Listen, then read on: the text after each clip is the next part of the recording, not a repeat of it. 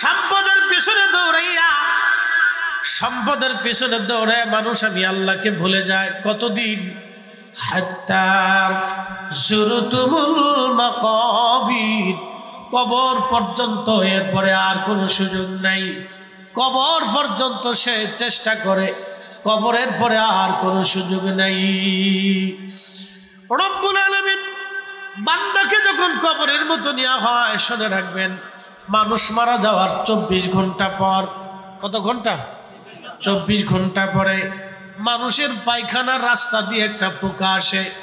এই পোকা প্রধানমন্ত্রী চিনে না, এই পোকা রাষ্ট্রপতি চিনে না, এই পোকা প্রধান সেনাপতি চিনে না, এই পোকা ডিসিএসপি এমপি এরপরে মন্ত্রী চিনে না, এই পোকা আলেম ওলামা কাউকে চিনে না। এই পোকা একজনকে চিনে, তিনি আল্লাহ বলা আশিকে রাসূল। কথা বলেন ঠিক কিনা? এই পোকা অন্য কাউকে চেনে না। আমরা এখানে যারা আছি, আমাদের সবার জন্য কবরের কয় হাত বরাদ্দ? 3.5 হাত বরাদ্দ। কাফনের কাপড় কয় টুকরা বরাদ্দ? পুরুষের জন্য 3 টুকরা, নারীর জন্য 10 টুকরা। এর চাইতে বেশি কি আর কিছু নেওয়ার সুযোগ আছে আমাদের? একবারে সাচ্চা পরিষ্কার কথা। কাফনের কাপড় হচ্ছে 3 টুকরা, জমিন হচ্ছে মাত্র 3.5 হাত। এটাই বরাদ্দ। আপনি হাজার হাজার কোটি টাকার মালিক হন, শত শত কোটি টাকার মালিক হন। বাংলাদেশে ধনী ব্যক্তিদের মধ্যে অন্যতম বসুন্ধরা, যমুনা, বেক্সিমকো, আরো আনুষঙ্গিক যত বড় বড় ইন্ডাস্ট্রি কোম্পানি আছে এবং গ্রুপ ইন্ডাস্ট্রি আছে, তাদের মালিক যারা আছেন তারা অনেক সম্পদের অধিকারী। বসুন্ধরা গ্রুপের সাবেক যিনি মালিক ছিলেন, তিনি মারা যাওয়ার পরে আমার জানা মতে 80,000 কোটি টাকার সম্পদ তিনি রেখে গেছেন। তো তিনি যে 80,000 কোটি টাকার সম্পদ রাখলেন, কাফনের কাপড় কয় টুকরা? 3 টুকরা। কবর কয় হাত? এর বেশি তিনি পান নাই। এটি হচ্ছে কবর। এটা কি? যদি আমরা এতটুকুন বুঝি, তাহলে মারামারি, কাটাকাটি, গুন্ডামি, অন্যের সম্পদ মেরে খাওয়া, সুদ ঘুষ খাওয়া, এগুলি থেকে আমরা দূরে থাকি। কথা ঠিক আছে না? যদি আমরা বুঝি আর অন্তরের ভিতরে এটা গেঁথে নিতে পারি। আর না বুঝলে সারাদিন ওয়াজ শুনে সকালবেলা চলে যাবে, শেষ। সারা রাত ওয়াজ শুনবেন, সকালে যাতে। ওয়াজ অর্থ হচ্ছে শুনবেন, শুনে বাড়ি পর্যন্ত নিয়ে যাবেন, এটা কাজে পরিণত করবেন। এটা একটা প্রেসক্রিপশন। ডাক্তার একটা প্রেসক্রিপশন লিখে দেয়, আপনি ফার্মেসিতে যাবেন, ওষুধ আনবেন, নিয়ম মতো খাবেন। ওয়াজ হচ্ছে আপনার জন্য প্রেসক্রিপশন, এটা বাড়ি পর্যন্ত নেবেন, কাজে পরিণত করবেন, তাহলে এটা কাজ দিবে।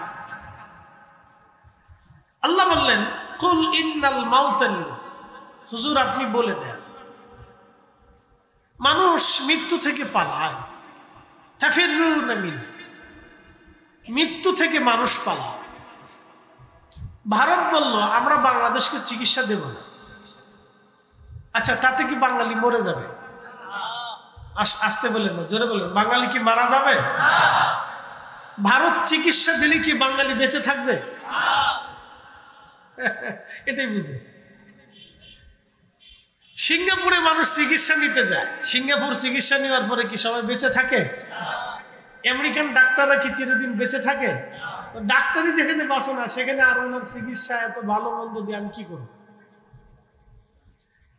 তো পৃথিবীতে যত দামি চিকিৎসাই হোক, সে বাঁচে না, সে মারা যায়, একদিন মারা যাবে। এই জন্য আল্লাহ বলেন, কুল, হুজুর আপনি বলেন, ইন্নাল মাউতাল্লাযী তাফিরুনা মিন, মানুষ মৃত্যু থেকে পালায়, ফাইন্নাহু মুলাকীকুম, এই মৃত্যু তার সাথে মোলাকাত করবে। পালানোর কোনো সুযোগ নাই। হাসান বসরি রাহমাতুল্লাহ আলাইহি তার বন্ধুর সাথে রোম গেছে। কোথায়? রোম। রোম তো বুঝতে পারছেন, তুরস্কের কনস্টান্টিনোপল, তুরস্ক। এরপরে আপনার পার্শ্ববর্তী দেশ গ্রিস, ইউরোপ, বিরাট একটা অংশ মিলেছিল তখন রোম সাম্রাজ্য, রোম এম্পায়ার। পার্শ্ববর্তী একটা সাম্রাজ্য ছিল পার্সিয়ান, তাদের অনেক বড় সাম্রাজ্য। যেমন বর্তমান পৃথিবী দুই মেরুতে বিভক্ত, একটা হচ্ছে রুশিয়ান মেরু আর একটা হচ্ছে আমেরিকান মেরু। রাশিয়ার এক বেল্ট, আমেরিকান আর এক বেল্ট। দুই বেল্টের লড়াই চলতেছে, অর্থনৈতিক লড়াই, সামরিক লড়াই। যে যত বেশি পারে অস্ত্র তৈরি করে। ভারতকে এক বেল্ট সাহায্য করে, পাকিস্তানকে আর এক বেল্ট সাহায্য করে। যুদ্ধ লাগে দেখবেন লাগে না। এর পিছনে কারণ কি জানেন? সবাই যুদ্ধ লাগার আগে সমীক্ষণ করে যে আমার সাথে যুদ্ধে কাকে পাবো, বা আমার বিরুদ্ধে যে আছে তারে কে সাহায্য করতে পারে, বা আমার কি পরিমাণে ক্ষতি হতে পারে, বা আমি যুদ্ধে জিতবো কিনা, সে বিজয় হবে কিনা, নানান সমীক্ষা বিবেচনা করার পরে সবাই ক্ষান্ত হয়ে যায়। না, বিরাট ক্ষতি, এখানে জড়ানো যাবে না। এই জন্য লাগবেন বিরাট হামকি ধমকি লাগবো, আইরে সাইরে, এই লাগতেছি, এই যাইতেছি। আমাদের ফরিদপুরের নগর কেন্দ্রের মানুষ মারামারি করার আগে দিন তারিখ নির্দিষ্ট করে, অমুক দিন তোদের সাথে মারামারি করবো নামিস। তো সকালবেলা সবাই খাওয়া দাওয়া করে ঢাল কাতরা নিয়ে এক জমিনের ভিতরে যুদ্ধের মতো সিরিয়াল ধরে মারামারিতে লেগে যায়। আমাদের ওদিকে হঠাৎ করে মারামারি হয় না, দিন তারিখ নির্দিষ্ট করে আগে মারামারি হয়। তাও ঢাল সরকি নিয়ে, এটা ছোটখাটো যুদ্ধ না। আপনি যদি দেখেন তাহলে ভাববেন যে মানে প্রাচীনকালে কোনো যুদ্ধ হচ্ছে। দুই গ্রুপে, এই যুদ্ধে ক্ষয়ক্ষতি কম হয়, মানুষ মার্ডার কম হয়, কুবাকুবি হয়। মানে ঢাল সরকির উপর দিয়ে কুবাকুবি চলে। মানে যারা পারদর্শী তারা সারা এই যুদ্ধ কেউ করতে পারবে না। আবার যারা লোক আছে, এখানে পারদর্শী লোকও আছে, বড় বড় ঢাল আছে, ঢাল ধরে ধরে কাতরা দিয়ে কুবাকুবি, আমাদের দেশে কাতরা বলে, সৌকি বলে, বড় বড় যে যুদ্ধের মতো দিয়ে কুবাকুবি চলে। তো যাই হোক, এই যুদ্ধ চলতে থাকে দিন তারিখ নির্দিষ্ট করে। এখন এগুলো কমে গেছে, মানুষ কিছু বুঝে সুঝে এখন আর যাই ঝামেলা জড়াইতে চায় না। হঠাৎ মারামারিতে ক্ষতি বেশি হয়, তো দিন তারিখ নির্দিষ্ট করে মারামারি। তা আমাদের পৃথিবীতে এরকম দিন তারিখ নির্দিষ্ট করে যুদ্ধ শুরু হয়, তা আবার অনেক সময় দিন তারিখ ছাড়াও যুদ্ধ শুরু হয়। যাই হোক, আমি এই কথা বলবো না, শুধু বলতেছি পৃথিবীর দুই বেল্টের যারা প্রধান আছে তারা কি চিরদিন বেঁচে থাকবে? আমেরিকার যিনি প্রধান আছেন বর্তমান, ট্রাম্প, বলেন ওনার জন্য গোয়েন্দা সংস্থা, জাতীয় নিরাপত্তার ব্যবস্থার কোনো ত্রুটি নেই। বলেন আজরাইল থেকে কি ওনাকে বাঁচাইতে পারবে? বর্তমান রুশিয়ান যিনি প্রেসিডেন্ট পুতিন আছেন, নিশ্চিন্ত নিরাপত্তার মধ্যে তিনি থাকেন। বলেন আজরাইল থেকে কি ওনাকে বাঁচাইতে পারবে? সম্ভব না। পৃথিবীর বড় বড় সাম্রাজ্যের অধিপতি যারা, তারা মরে গেছেন, লক্ষ লক্ষ সৈন্য তাদেরকে পাহারা দিত। বলেন আজরাইল থেকে তাদেরকে বাঁচাইতে পারছে?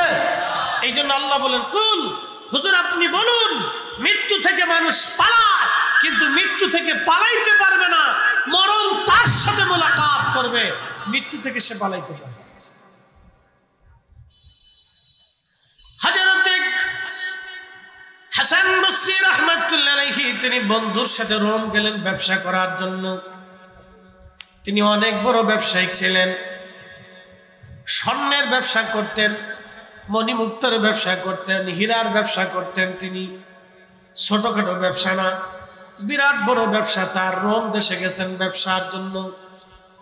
রোম সাম্রাজ্যে যাওয়ার পরে তিনি সোনা দানা ব্যবসা বাণিজ্য মোটামুটি করলেন, ভালো লাভ হলো। একদিন তিনার বন্ধু বললেন, বন্ধু চলো আজ রোম রাজার বাড়িতে যাব। সাম্রাজ্যের বাড়িতে যাওয়ার পরে তারা লক্ষ্য করলেন একটা তাঁবু টানানো আছে, এই তাঁবুর ভিতরে একটা কবর আছে, সুন্দর সুন্দর এক প্রাসাদ নির্মাণ করা, সৌধ নির্মাণ করা। এর চারপাশ দিয়ে দেখলেন অনেক সুন্দরী নারীরা কি যেন পড়লো আর কাঁদতে লাগলো, আর চারপাশ দিয়ে সুন্দরী নারীরা ঘুরতে লাগলো। সুন্দরী রমণীরা ঘোরার পরে এরপরে আসলো বৃদ্ধরা। অনেক বৃদ্ধ দেখতে মনে হলো তারা অনেক বড় শিক্ষিত এবং জ্ঞানী। তারাও চারপাশ দিয়ে ঘুরতে লাগলো এবং কাঁদতে লাগলো, কি যেন বললো, তারাও চলে গেল। হযরত হাসান বসরি বলতেছেন আমি বুঝলাম না তারা কি বলে, তাদের ভাষায় তারা কি বলে আমি বুঝলাম না, তারা কেন কাঁদে আমি তাও বুঝলাম না। এরপরে দেখলাম এক সৈন্য দল আসলো, এই সৈন্য দলের হাত চারপাশ দিয়ে ঘুরলো, কি যেন বললো আর কাঁদতে লাগলো, চলে গেল। এরপরে দেখলাম রাজা এবং রানী নিজেরা আসলো, তারা চারপাশ দিয়ে ঘুরতে লাগলো, কি যেন বললো, কেঁদে কেঁদে তারাও চলে গেল। হাসান বসরি ডাক দিয়ে বলেন বন্ধু বিষয় সে কি বলবানি? বন্ধু আমার বলো। আমি তাদের ভাষা বুঝলাম না, তাদের এই রীতিটাও আমি বুঝলাম না, কি কারণে তারা এই পাশ দিয়ে ঘুরলো। এই কবর সৌধ নির্মাণ করেছে তাঁবুটা নেয়া, চারপাশ দিয়ে তারা ঘুরলো আর কি যেন বললো, বলো কি? তখন বন্ধু ডাক দিয়ে বললো হাসান রে, এই কবর হচ্ছে এই রোম সাম্রাজ্যের যিনি রাজা, এই রাজার সন্তানের, তার একটা মাত্র সন্তান ছিল, আর কোনো সন্তান তার নাই। এই সন্তানটা মারা যাওয়ার পরে এখানে সৌধ নির্মাণ করা হয়েছে। এই কবরের চারপাশ দিয়ে প্রথম যে নারীরা আসলো তারা এই রোম সাম্রাজ্যের সুন্দরী, বাছাই করা সুন্দরী মেয়ে। তাম রোম সাম্রাজ্যের বাছাই করা সুন্দরী মেয়েদেরা এই শাহজাদা যিনি আছেন, রাজপুত্র যিনি মারা গেছেন, তার কবরের চারপাশ দিয়ে এই সুন্দরী নারীরা কাঁদলো এবং ঘুরলো আর বলল রাজা গো, রাজপুত্র গো, যদি সৌন্দর্য দিয়ে তোমাকে পৃথিবীতে বাঁচিয়ে রাখা যাইতো তাহলে আমরা রোম সাম্রাজ্যের সেরা সুন্দরীরা তোমাকে আমাদের সৌন্দর্য দিয়ে হলো তোমাকে বাঁচানোর চেষ্টা করতাম, কিন্তু তোমাকে এমন এক মালিক নিয়ে চলে গেছে যার কাছ থেকে আমাদের সৌন্দর্য দিয়ে তোমাকে ফিরিয়ে রাখা সম্ভব না। চিৎকার মেরে যারা বলেন আল্লাহু আকবার। রাখা কি সম্ভব? সম্ভব।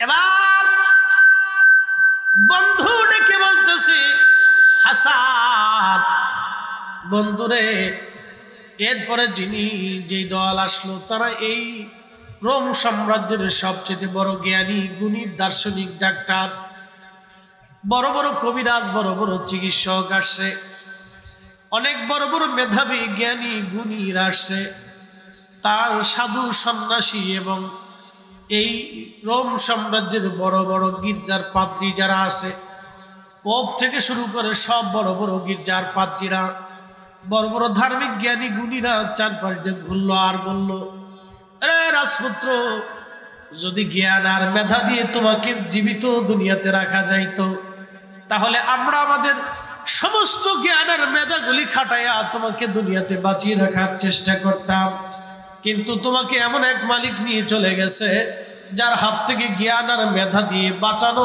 সম্ভব হলো না। বুঝে যাবেন হাসান বসরি রহমতুল্লাহ আলাইহি খুব চিন্তা করতেছে। এরপরের গ্রুপ রোম সাম্রাজ্যের বাছাই করা সেনা দল, সেনা সদস্য যারা কমান্ডো যোদ্ধা, একেবারে সেনাবাহিনীর মধ্যে সবচেয়ে মারাত্মক যোদ্ধা, যারা সর্বপ্রশিক্ষণ দিয়ে যাদেরকে যুদ্ধবিদ্যায় পারদর্শী করা হয় এদেরকে কমান্ডো সেনা বলা হয়। এই কমান্ডো সৈন্যরা চারপাশ দিয়ে ঘুরতে লাগলো আর বলতে লাগলো রাজপুত্র, যদি আমাদের রণকৌশল দিয়ে যদি তোমাকে জীবিত রাখা সম্ভব হতো রাজপুত্র গো, আমরা আমাদের সমস্ত সমর কৌশল দিয়ে তোমাকে জীবিত রাখার চেষ্টা করতাম, কিন্তু এমন এক মালিক তোমাকে নিয়ে চলে গেছে যার হাত থেকে রণকৌশল দিয়ে বাঁচানো আমাদের পক্ষে সম্ভব না। হাসান বসরি রহমাতুল্লাহ আলাইহি আরো চিন্তায় পড়ে গেলেন, হ্যাঁ কথা তো সত্য। তারপরে রাজার রানী, সম্রাটের সম্রাজ্ঞী দুইজনে আসলেন। দুইজনে আসার পরে দুইজনের চারপাশ দিয়ে ঘুরলো আর বলল কলিজার টুকরা সন্তান আমার, যদি এই রোম সাম্রাজ্যের সবকিছু দিয়ে হলেও যদি তোমাকে জীবিত রাখা যাইতো তাহলে আমি রাজা এবং আমি সাম্রাজ্যী আমরা আমাদের কলিজার টুকরা সন্তানকে জীবিত রাখার চেষ্টা করতাম। বেটারে আমরা সমস্ত সম্পদ দিয়ে হলেও সাম্রাজ্য দিয়ে হলেও তোমাকে জীবিত রাখার সুযোগ নাই। তোমাকে এমন এক রাজা নিয়ে চলে গেছে যে রাজার কাছ থেকে কাউকেই ফিরিয়ে রাখা যায় না। চিৎকার মেরে জোরে বলেন আল্লাহু আকবার। একদিন মাটির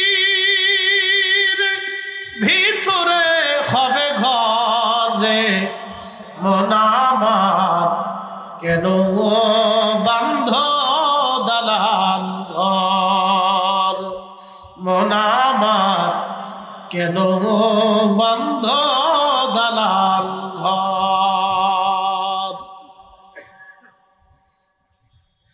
হাসান বসরি ডাক দিয়ে বলে, বন্ধু স্বর্ণের ব্যবসা ছেড়ে দিলাম। মারহাবা কর। কিসের ব্যবসা ছাড়লাম? স্বর্ণের ব্যবসা ছেড়ে দিলাম, রূপার ব্যবসা ছেড়ে দিলাম, মণিমুক্তের ব্যবসা ছেড়ে দিলাম। বন্ধুরে সবকিছু দিয়ে যেহেতু পৃথিবীতে থাকার আর সুযোগ নাই, তাহলে দুনিয়ার ব্যবসা ছেড়ে দিলাম। আজকে থেকে আমি আল্লাহর ব্যবসা শুরু করব, দুনিয়ার ব্যবসা আর করব না।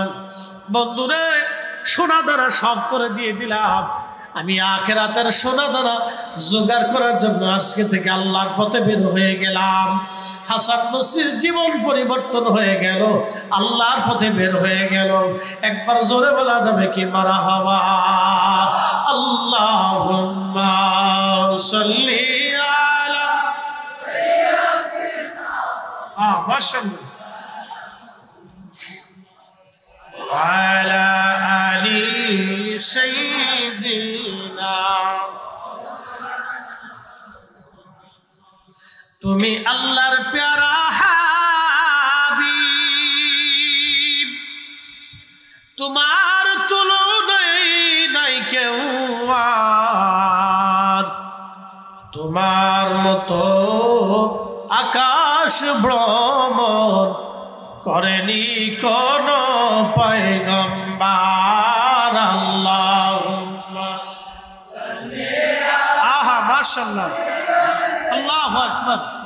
মাওলানা মুহাম্মদ ওয়া আলা আলি সাইয়্যিদিনা।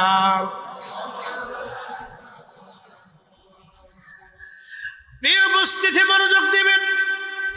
মানুষ তো অবশ্যই মারা যাবে। ওমা তাদরি নাফসুম বিআইয়ি আরদিন তামুত, কোন জায়গা কোন হালতে কোন অবস্থায় মানুষ মারা যাবে মানুষ জানে না। কখন কোন হালতে কোন জায়গায় মানুষ মারা যাবে মানুষ জানে না। মানুষ জানে না কখন মারা যাবে। কবরে তো তার যেতেই হবে, কবরে তার যাওয়াই লাগবে। কবর থেকে বাঁচার আর কোনো রাস্তা নাই, কবরে তাকে যেতেই হবে। আমার আল্লাহ বলেন আলহাকুমুত তাকাসুর হাত্তা যুরতুমুল মাকাবির।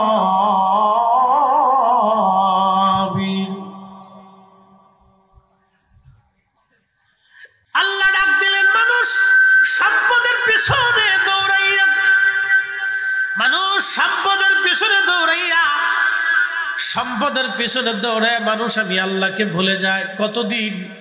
হাত্তা যুরতুমুল মাকাবির, কবর পর্যন্ত। এরপরে আর কোনো সুযোগ নাই। কবর পর্যন্ত সে চেষ্টা করে, কবরের পরে আর কোনো সুযোগ নাই। রব্বুল আলামিন বান্দাকে যখন কবরের মতো নেওয়া হয়, শুনে রাখবেন, মানুষ মারা যাওয়ার 24 ঘন্টা পর, কত ঘন্টা? 24 ঘন্টা পরে মানুষের পায়খানার রাস্তা দিয়ে একটা পোকা আসে। এই পোকা প্রধানমন্ত্রী চিনে না, এই পোকা রাষ্ট্রপতি চিনে না, এই পোকা প্রধান সেনাপতি চিনে না, এই পোকা ডিসিএস পিএমপি এরপরে মন্ত্রী চিনে না, এই পোকা আলেম ওলামা কাউকে চিনে না। এই পোকা একজনকে চিনে, তিনি আল্লাহ বলা আশিকে রাসূল। কথা বলেন ঠিক কিনা? এই পোকা অন্য কাউকে চেনে না।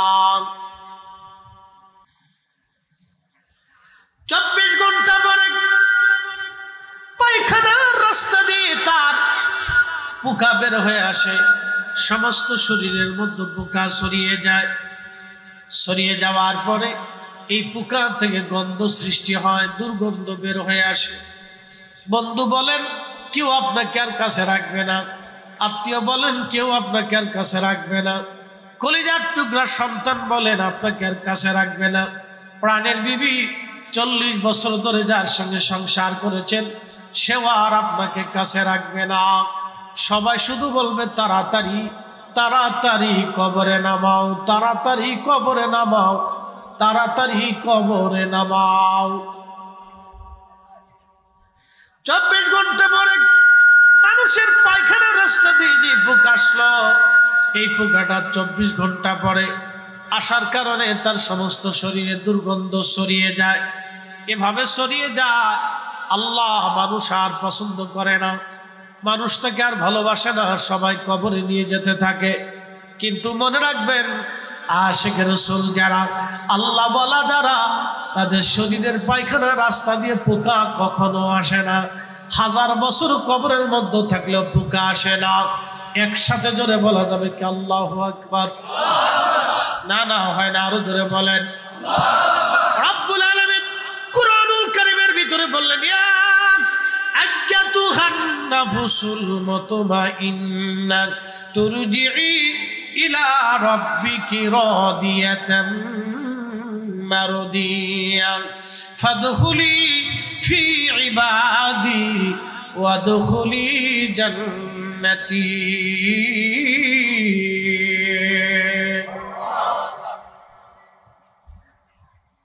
কি ব্যাপার, মাইকে শীষ দেখে একটু ঘোরাই দেয়, এটা একটু ঘুরে দেয়, সামান্য 4 ইঞ্চি ঘুরাই দিয়ে শীষ দিবে। আল্লাহ ডাক দিলেন, ইয়া আইয়াতুহান নাফস, হে নফসে মুতমাইন্না, ইয়া আইয়াতুহান নাফসুল মুতমাইন্না, প্রশান্ত আত্মা, ইরজিই, আমার দিকে আসো, ইলা রাব্বিকি রাদিয়াতাম মারদিয়া, আমি আল্লাহর সন্তুষ্টির দিকে চলে আসো। একসাথে বলবেন আল্লাহু আকবার। ইরজিই, আমি আল্লাহর সন্তুষ্টির দিকে আসো। এই জন্য আশিক রাসূল যারা, তারা মরণকে ভয় পায় না। কথা কন না কেন, ঠিক কিনা? কারণ আশিক রাসূল জানে আমার মরণের পরে কবরে আমার রাসূল কারীমের সাথে দেখা হবে। ঠিক কিনা বলে? হযরত উসমান গনি জিন্নুরাইন, ওনাকে যেদিন শহীদ করা হবে, শাহাদাতের দিন, ফজরের নামাজ পড়ে উনি কোরআন পড়তেছিলেন। উনি বেশিরভাগ সময় কোরআন তেলাওয়াত করতেন, কোরআন শরীফ পড়তেছিলেন। ঠিক এমন সময় কোরআন শরীফ পড়তে পড়তে হযরতে উসমান গনি জিন্নুরাইন ঘুমিয়ে পড়লেন। স্বপ্নের ভিতরে দেখতেছেন রাহমাতুল লিল আলামিন নবীজি তাশরীফ এনেছে। আসতে হয়ে গেল না, জোরে বলেন, আরো জোরে, আরো জোরে, জোরে জোরে জোরে বলেন ইয়া রাসূলুল্লাহ, আরো জোরে বলেন ইয়া রাসূলুল্লাহ। নবী আসেনি, আসেনি, আসবেনি, বলতেছি। কেমনে আসে বলতেছি, কেমনে আসে তাও বলতেছি। রসুলের কথা মানেননি, বিশ্বাস হয়নি, যদি না হয় বেঈমান। কি কথা বলেন না কেন? যদি না হয় বেঈমান, জোরে বলেন, যদি না হয়, যদি হয় ঈমানদার। কথা বুঝছেন? সহিহ বুখারী কিতাবুর রিয়া قال النبي صلى الله عليه وسلم من رآني في المنام, কেউ যদি আমাকে স্বপ্নে দেখে, ফাকাদ রাআল হক, সে সত্যই আমাকেই দেখছে। আরো জোরে, কাকে দেখছে? জোরে বলেন, জোরে বলেন, কাকে দেখছে? এই স্বপ্ন কি একদিনে না কিয়ামত পর্যন্ত? তাহলে কিয়ামত পর্যন্ত নবী স্বপ্নে আসবে। কি কথা কর না কেন? কিয়ামত পর্যন্ত নবী স্বপ্নে, জোরে বলেন, স্বপ্নে, স্বপ্নে ছায়া না নবী, ছবি না নবী? অনেকে বলবো ছবি আসেন, রাহা মিথ্যা কথা, রাসূলের কোনো ছবি নেই, এটা শয়তানি বাক্য, শয়তান কোথাকার, কোথায় পেয়েছে এই সমস্ত কথা? রাসূলের ছবি আছে নাকি? কানার ঘরের কানা। আল্লাহ রাসূলের কোনো ছবি নেই। নবী আসে না ছবি আসে? হ্যাঁ না, আসতে বলবেন না, জোরে বলেন। নবী না ছবি? নবী নিজে আসেন। ফাকাত রাল হক, আমাকেই দেখবা, আমি আসবো, আমি দেখা দিব। একসাথে বলবেন আল্লাহু আকবার।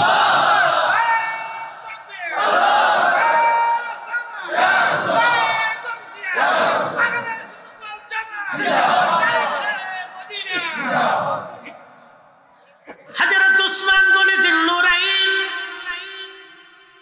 ঘুমিয়ে আছেন, নবীজি স্বপ্ন আসলেন, উসমান গনি সালাম দিলেন। নবীজি জিজ্ঞেস করলেন, উসমান কেমন আছো? বলি, ইয়া রাসূলুল্লাহি, দুনিয়ার জঞ্জাল আর ভালো লাগে না। বিদ্রোহীরা ওনার পুরা বাড়িটা ঘিরে ফেলে দিয়েছে। হযরত উসমান বলি আলী, ইমাম হাসান হুসেন সমস্ত সাহাবীদেরকে বলে দিলেন, সাবধান, তোমরা বিদ্রোহ দমন করবে না, কারণ আমি আমার রাসূলের পবিত্র জবান থেকে শুনেছি আমি শহীদ হব। কি হব? রাসূল করিমের সাহাবীদের ইয়াকিন দেখেন, আল্লাহ রাসূলের প্রতি ইয়াকিন দেখেন, নাকি তাদের ইয়াকিন আর আমাদের ইয়াকিন।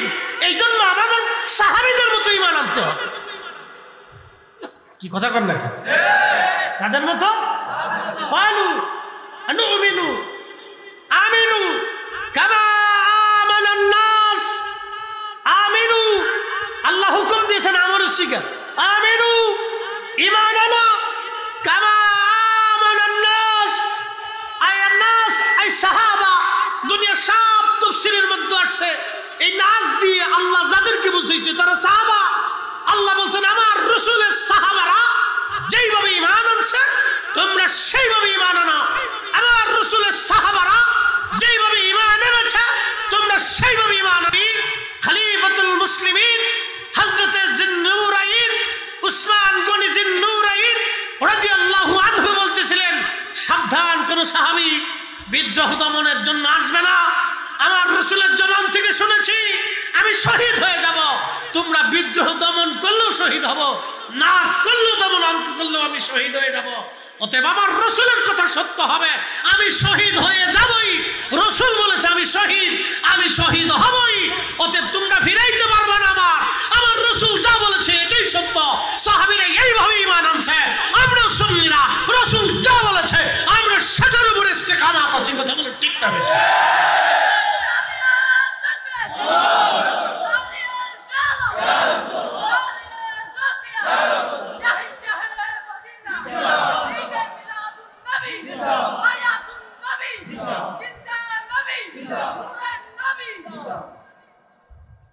একিন আছে? কথা কার না কেন? একিন আসেনি? এই ঈমানের উপরে দৃঢ় থাকতে হবে। কথা বলেন ঠিক কিনা?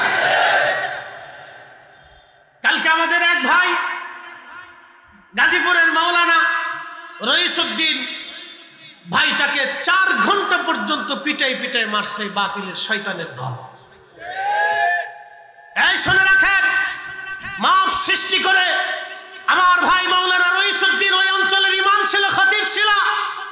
সে শুধু ফিলিস্তিনের জন্য, বাইতুল আকসার জন্য, ফিলিস্তিনের মুসলিমদের পক্ষে 26 এপ্রিল মহাসমাবেশে আসার অপরাধে তাকে মাপ সৃষ্টি করে মিথ্যা অপবাদ দিয়ে 4 ঘন্টা পর্যন্ত তাকে পিটিয়েছে, সারা দিন পর্যন্ত পিটিয়েছে। পিটানোর পরে তাকে থানা হাজতে দিয়েছে। তার মা তাকে পানি খাওয়াইতে গেছে, পুলিশ পর্যন্ত তাকে পানি খাইতে দেবে। আপনি কল্পনা করতে পারবেন মানুষ এত নিচু হতে পারে? তার মা তাকে পানি খাওয়াইতে গেছে, পুলিশ তাকে পানি খাওয়াইতে দেয় নাই। মানুষের একটা মানুষত্ব থাকা উচিত। আমার ভাই মাওলানা রইসউদ্দিন, আমার ভাই মাওলানা রইসউদ্দিনের মৃত্যু আমরা সুন্নিরা সহজভাবে মেনে নিতে পারবো না। সে বাইতুল আকসার জন্য শহীদ হয়েছে, সে ফিলিস্তিনের জন্য শহীদ হয়েছে। আমরা তার জন্য সারা জীবন লড়াই করে যাব। কথা বলেন ঠিক না বেটা?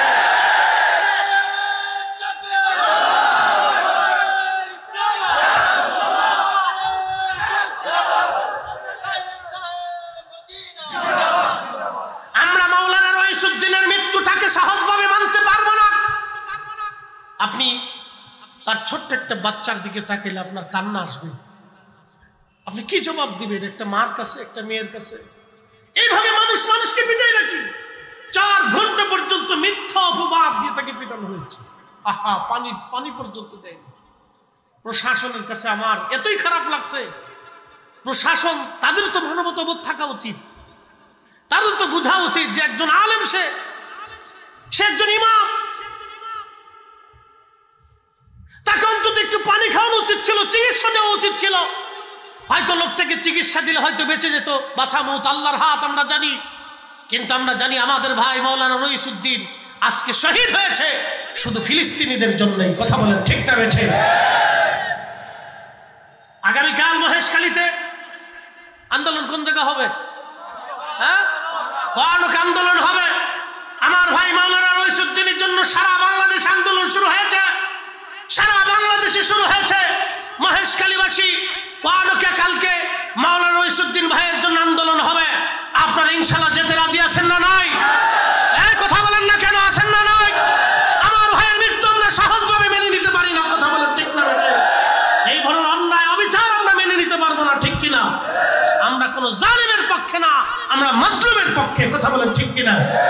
আমরা সুন্নিরা গরম হই না, তবে শুনে রাখেন, আমরা আউলিয়া কেরামের বংশধর, আমরা সালাউদ্দিন আইয়ুবীর বংশধর, আমরা শাহজালালের বংশধর, আমরা শাহজালালের বংশধর, আমরা খাজা বাবা আজমির রুহানি আওলাদ, আমরা শাহজালালের রুহানি আওলাদ, আমরা কাদেরিয়ার রুহানি আওলাদ, চিশতিয়ার রুহানি আওলাদ, নকশবন্দের রুহানি আওলাদ, আমরা মুজাদ্দিদের রুহানি আওলাদ, সোহরাওয়ার্দের রুহানি আওলাদ, নিজামের রুহানি আওলাদ, আউলিয়া কেরামের রুহানি আওলাদরা যদি খেপে তাহলে মনে করেন বাংলা স্বাধীন করে ছাড়বে। কথা বলছি, এদেশে ইসলাম আমরা এনেছি, কথা কন না কেন?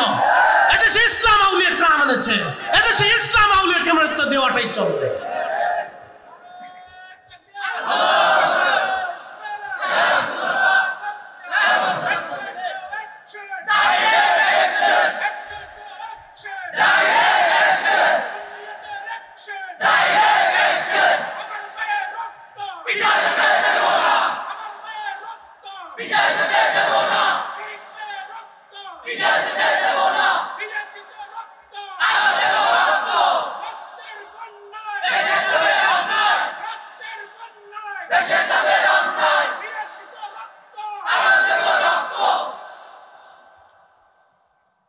তার ছোট্ট বাচ্চাটার দিকে তাকালে আপনার খুব মায়া লাগবে ভাই আমার।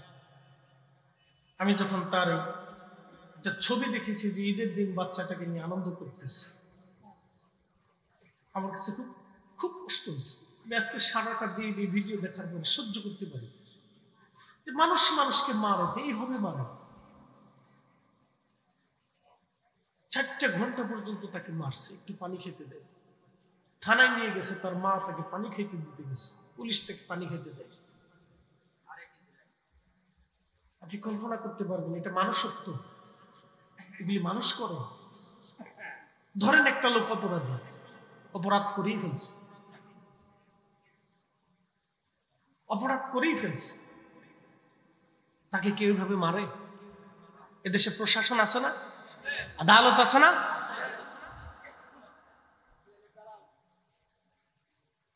তাহলে আগেরটার পরেরটার ভিতরে তফাৎ রইল কি? কি কথা কন না কেন?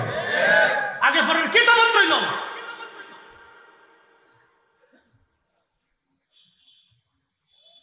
আল্লাহ কোরআনে বলেন, মান কাতালা নাফসান বিগাইরি নাফসিন আও ফাসাদিন ফিল আরদি ফাকান্নামা কাতালান নাস জামিআ।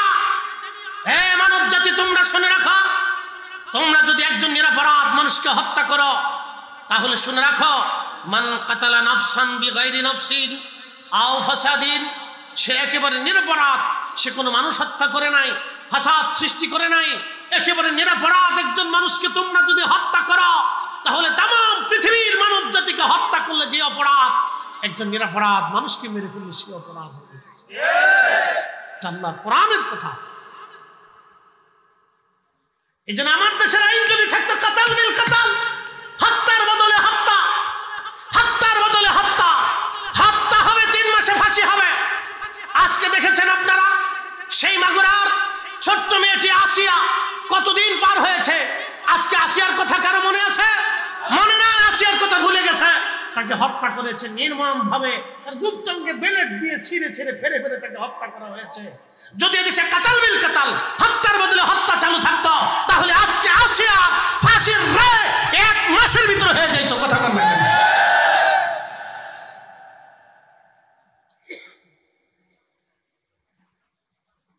এগুলি আমরা তো হতে দিতে পারি না।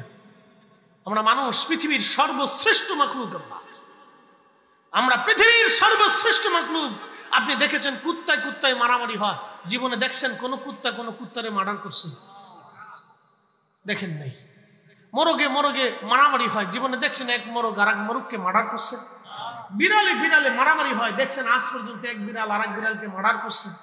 মানুষ মানুষে মারামারি করে। তো লোকটা তো নির্দোষ, একজন ইমাম, বহু বছর ধরে সে ওইখানে ইমামতি করতেছে। একবার একটা সাদা সিধে মানুষ, তার চেহারার দিকে তাকালে বোঝা যায় লোকটা সাদা সিধে মানুষ। সে শুধু তার অপরাধ সে আহলে সুন্নাতুল জামাতের অনুসারী। আহলে সুন্নাতুল জামাতের অনুসারী হওয়ার জন্য ফিলিস্তিনের পক্ষে আসছে কেন? শুধু এই অপরাধে তাকে মাফ সৃষ্টি করে ওই সন্ত্রাসীরা হত্যা করলো। আমরা এর বিচার চাই। কথা বলেন ঠিক না বেটা? আমরা যদি কথা না বলি তো কথা কে বলবে? অন্যায়ের বিরুদ্ধে যদি আমরা প্রতিবাদ না করি, প্রতিবাদ কে করবে?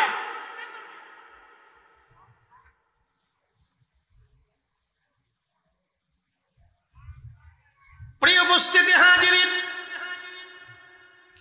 খুবই মনোযোগের সাথে কথাগুলি শুনবেন। আমি যেইখানে আলোচনা রেখেছিলাম ওইখানের দিকে ফিরে যাব।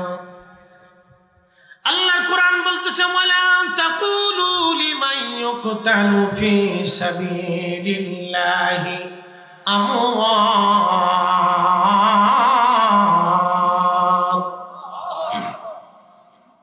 ওয়ালা তাকুলু, তোমরা বলিও না, লিমান ইউকতালু, তোমরা যারা নিহত হয়, মারা যায়, ফি সাবিলিল্লাহ, আল্লাহর পথে, ফি সাবিলিল্লাহ, আল্লাহর পথে যারা মারা যায় তোমরা তাদেরকে মরা মনে মনে করিও না।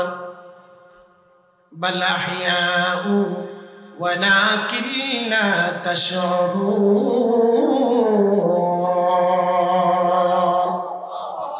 বরং তারা জিন্দা।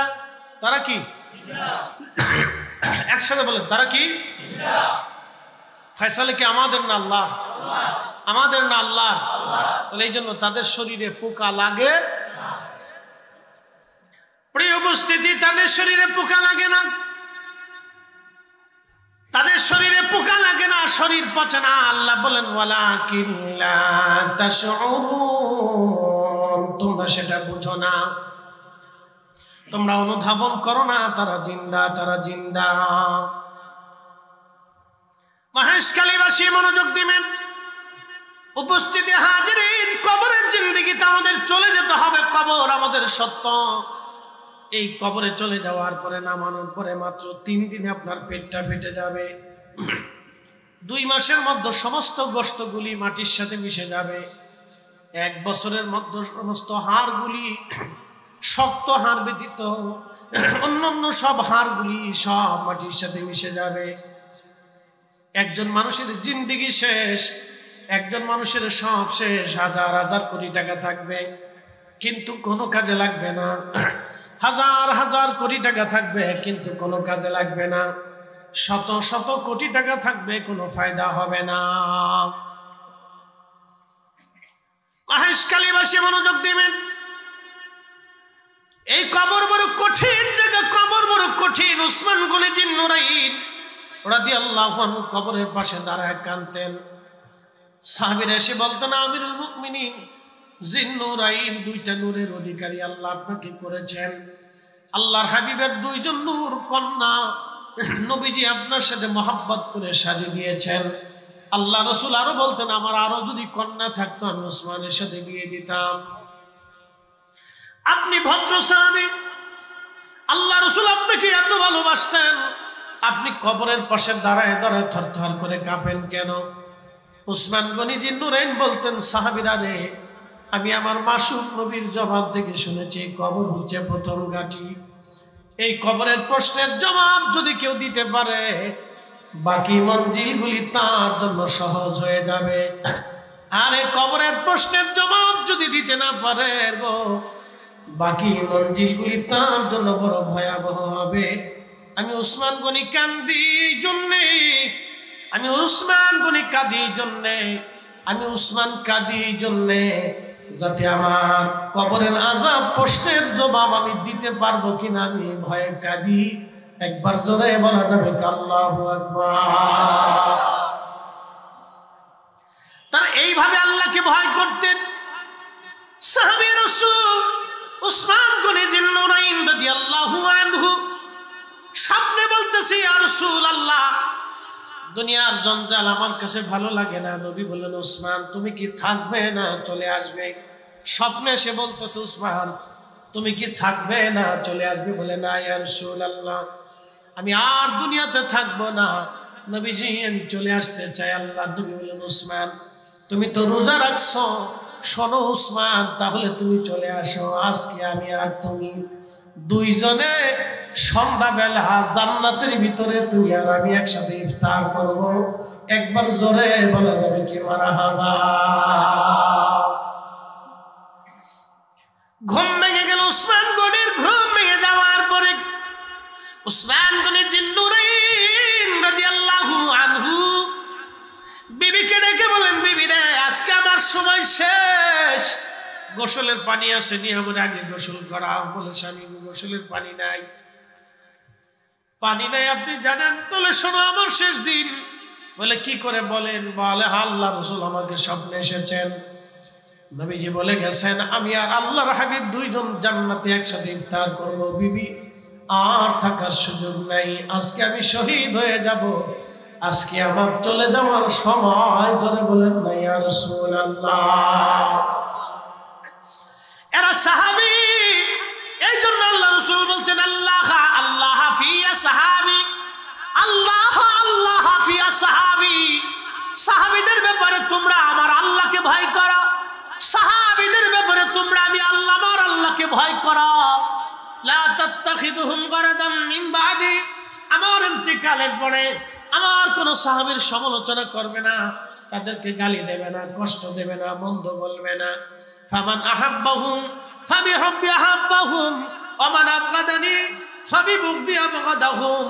যে আমার সাহাবীদেরকে ভালোবাসবে সে আমি রাসূলকে ভালোবাসবে, যে আমার সাহাবীদেরকে কষ্ট দিবে সে আমি নবীকে কষ্ট দেবে। এই জন্য সাহাবীদেরকে গালি দেওয়া যাবে না, কষ্ট দেওয়া যাবে না, তারা আমাদের সত্যের মাপকাঠি। কথা বলেন ঠিক কিনা? সাহাবীরা কিসের মাপকাঠি? ইয়ার হক, সত্যের মাপকাঠি, ঈমানের মানদণ্ড করে দিয়েছে আল্লাহ। মা আনা আলাইহি ওয়া সাহাবী, আমি এবং আমার সাহাবীরা যেই পথে যেই মতে এই পথে এই মতে যারা থাকবে তারা জান্নাতি। একসাথে বলা যাবে না মারহাবা? কষ্ট হচ্ছে না আপনাদের? বুঝতে অসুবিধা? আরো কিছু সময় কি তাকরীর চলবে না ইনশাআল্লাহ? দোয়া করে যাবেন না ইনশাআল্লাহ? আল্লাহ কবুল করুক, বলেন আমিন। বেশি লম্বা করব না, বেশি লম্বা না। আমার কবরে কেবল ঢুকছি, এরপরে হাসরে চলে যাব, বেশি লম্বা করব না। ওয়া ইদাল কুবুর বুসিরাত, কবরে আর বেশি সময় থাকবো না, চলে যাচ্ছি। ওয়া ইদাল কুবুর বুসিরাত, কবর উদ্দোলিত হবে। ওয়া ইদাল কুবুর বুসিরাত আলিমাত নাফসুম মা قدمت وأخرت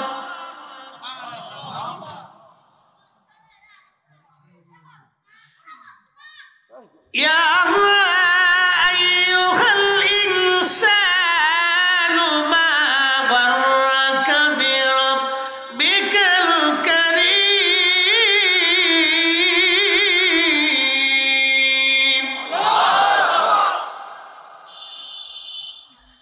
الذي خلقك فسواك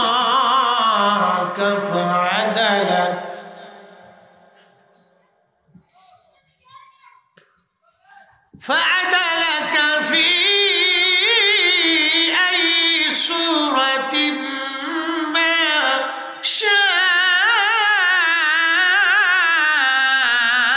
ركبك রব্বুল আলামিন কোরআনে বললেন, ইদাল কুবুর বুসিরাত, কবর উদ্দোলিত হয়ে যাবে। সমস্ত কবর থেকে মানুষ উঠে উঠে হাসরের দিকে দৌড়াইতে থাকবে। আলিমাত নাফসুম মা কদ্দামাত ওয়া আখারাত, মানুষ তখন জানতে পারবে সে কি আগে পাঠাইলো পরে পাঠাইলো, তার আমলগুলি কি, মানুষ তখন জানতে পারবে তার আমলের হালত কি। খুব মনোযোগ দেবেন প্রিয় উপস্থিতি।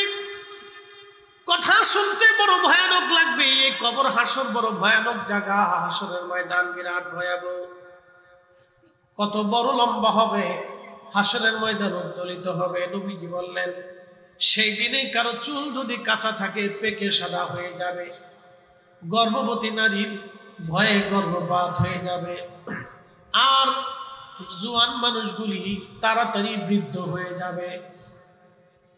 হাজরতে ঈসা রুহুল্লাহ তুকুম বিজনিল্লাহ বলে কবরের পাশে দাঁড়ায়া হুকুম করলে সাথে সাথে 1000 বছরের পুরাতন কবর থেকে মানুষ দাঁড়ায় যাইতো। ঈসা আলাইহিস সালামের উম্মতরা বলল, নবী গো, আপনি তো কবরের পাশে দাঁড়ায়া হুকুম বিজনিল্লাহ বললে মরা মানুষ জিন্দা হইয়া কবর থেকে দাঁড়াইয়া যায়। আমরা তো জানি নূহ আলাইহিস সালামের মহাপ্লাবন হয়েছিল। নূহ নবীর মহাপ্লাবনের কথাগুলি আমরা যদি ভালো মতো জানতে চাই তো নূহ আলাইহিস সালামের ছেলে হামের কবরের পাশে দাঁড়াই আমরা একটু জিজ্ঞাসা করে দেখি, আপনি হামকে জিন্দা করেন, দেখা যাক হামের কাছ থেকে নূহ আলাইহিস সালামের মহাপ্লাবনের খবরাখবর জানা যাবে। হযরত ঈসা নবী হেঁটে হেঁটে উম্মত নিয়ে চলে গেলেন হামের কবরের পাশে। বিরাট বড় একটা টিলা, পাহাড়ের মতো জায়গা। ঈসা আলাইহিস সালাম পাশে দাঁড়ায় বললেন, কুম বিজনিল্লাহ, আল্লাহর হুকুমে হে মরা দাঁড়ায় যাও। ঠিক কিছুক্ষণ পরে দেখা গেল হযরত হাম আলাইহিস সালাম, নূহ আলাইহিস সালামের 4টা বেটা ছিল, হাম, সাম, ইয়াফেস, কেনান পানির মধ্যে ডুবে মারা গেল। 3টে বেটা বেঁচে রইল, হাম, সাম, ইয়াফেস। হামের বংশধর হলো আরবরা, সামের বংশধর হলো আপনার অনারবরা, আপনার এই ইউরোপ, আমেরিকা, এরপরে আমাদের বাংলাদেশ থেকে শুরু করে উপমহাদেশের মানুষটা হলো সামের বংশধর। আর ইয়াফেসের বংশধর হচ্ছে আফ্রিকার মানুষ, এবং ইয়াজুজ আর মাজুজ হল ইয়াফেসের বংশধর। ইয়াফেসের বংশধর হচ্ছে আফ্রিকার মানুষগুলি, এরা আলাদা। এর পিছনে কারণ আছে।